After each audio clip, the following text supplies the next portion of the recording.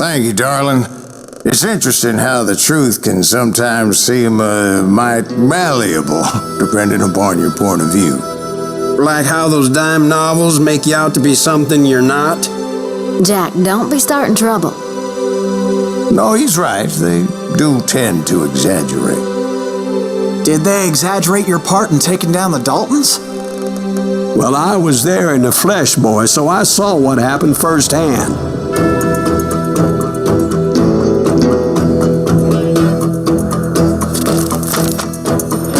Those Daltons were lawmen once, before they all went bad, robbing banks and trains clear across the territory. Until Coffeeville, of course. I was one of the citizens who took up arms that day.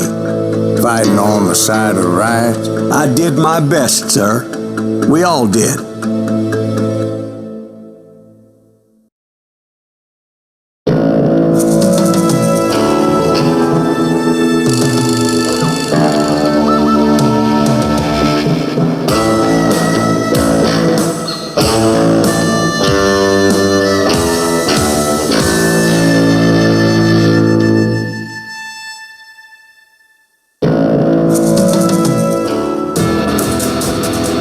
Early morning. One of my friends was a local gunsmith, and he handed out firearms to anybody who'd take one. You see, the Daltons got it in their heads to rob 2 banks at the same time. 2 banks on the same damn street. The story was Bob Dalton's girl was always riding him about how he had no ambition. Oh, you're nobody next to Jesse James, she'd say. Finally, the bastard took his brothers to Coffeeville just to shut her up. Well, the locals recognized the Daltons right off. Before they could get away, half the town took up arms to defend their property.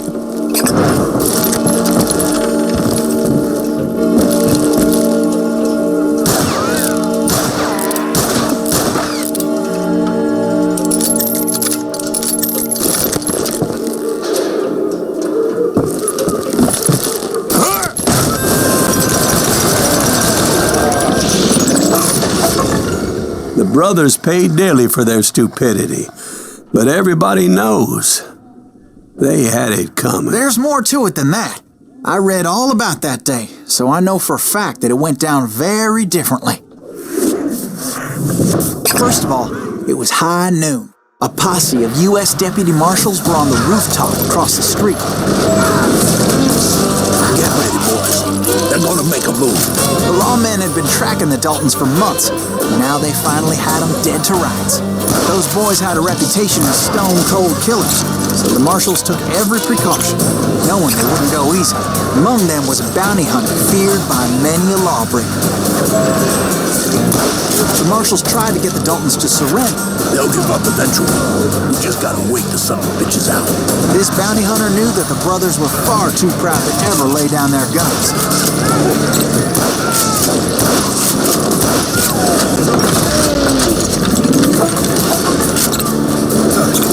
He went in there alone to confront those criminals. One of the marshals shouted, "Where are you going? Are you crazy?" Hey, where do you think you're going, dumbass? That rifle's mine. But he paid him no mind.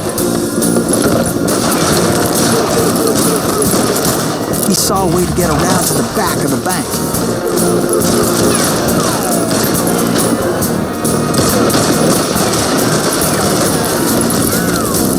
Then he figured out how to hit the Daltons from a direction they weren't expecting.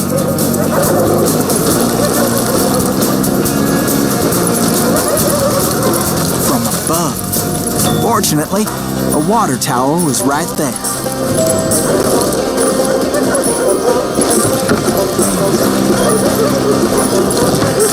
A moment later, he was climbing up a steep ladder, laughing at danger as he did.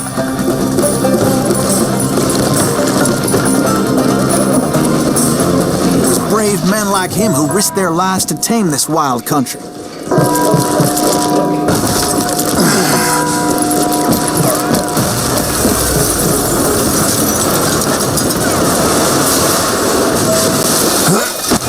We've got company.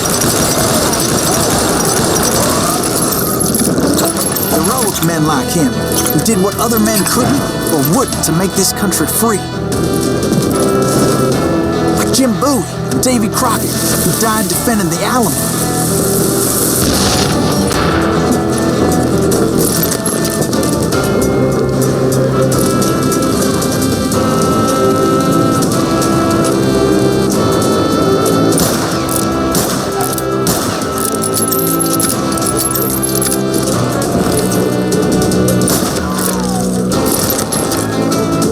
Silas Greaves? Son of a bitch!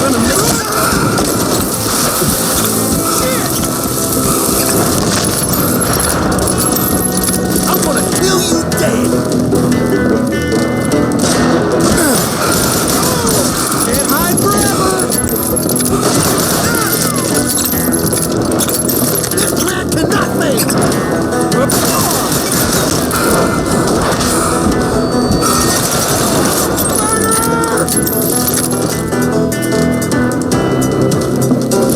You ain't stopping me!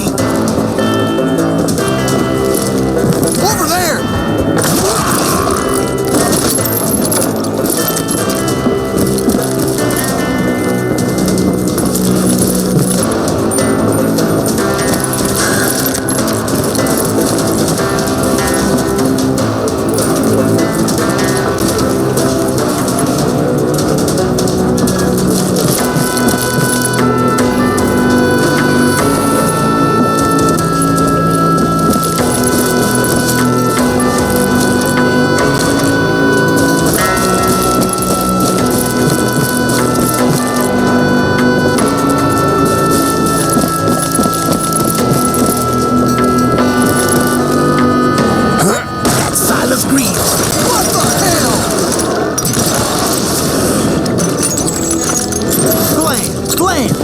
Came away victorious, taking down those thieving Daltons. His name was Silas Greaves, and when the dust finally settled, he was the last man standing. Sorry, kid, but that just wasn't the way it happened.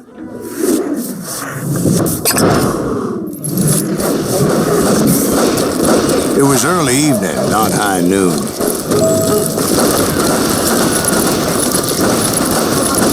Daltons blew up a safe, and were all set to hightail it out of there. I was late to the party, and Coffeyville was already up in arms. Those pathetic deputies surrounding the bank were dropping like flies.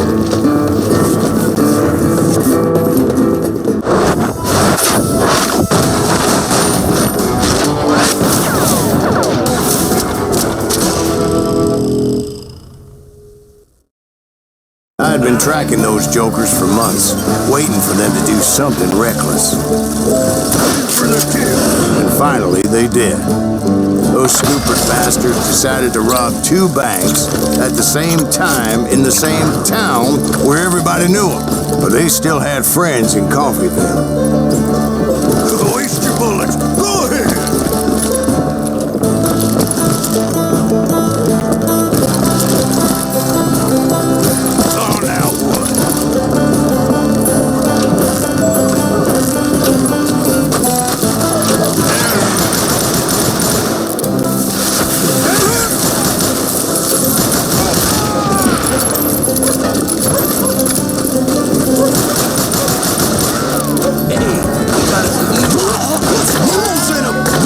Friends came after me like a pack of wild dogs, tooth and nail.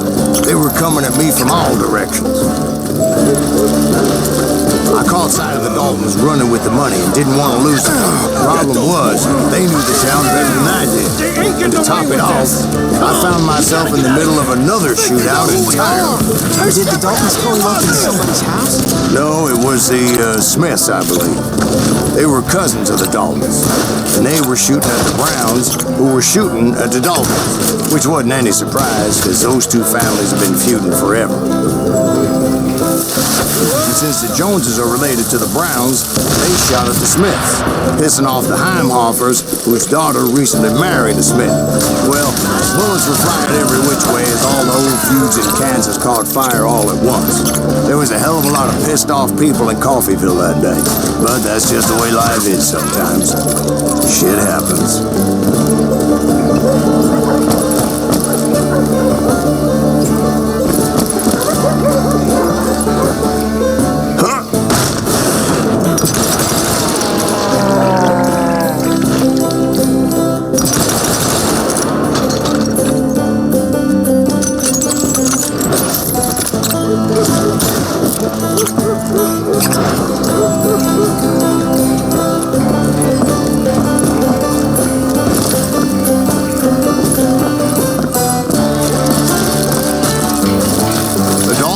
Knew I would never give up. Those Daltons weren't the sharpest knives in the drawer, but they always stood together. They set a trap to slow me down and allow at least two of them to escape.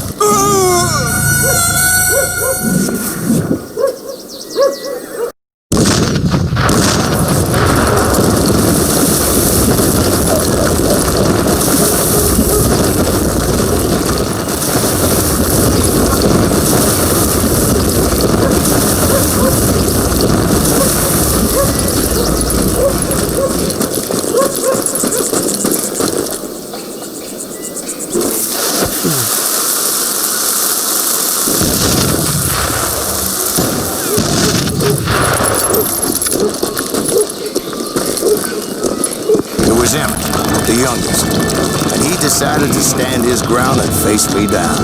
I ain't afraid of you, Silas Greaves. This is where it ends for you. He was determined to protect his brothers. I understood how it felt. Taking me on all by his lonesome wasn't exactly a recipe for a long fight. Gonna beat you like a red-headed stepchild.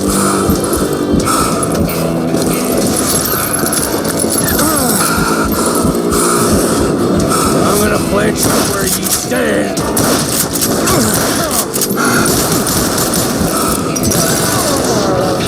But Emmett Dalton survived the robbery in Coffeyville. He's the only Dalton who did. They say he was shot 23 times. Well, Dwight, who do you think put all those damn holes in him? But I have to admit, that boy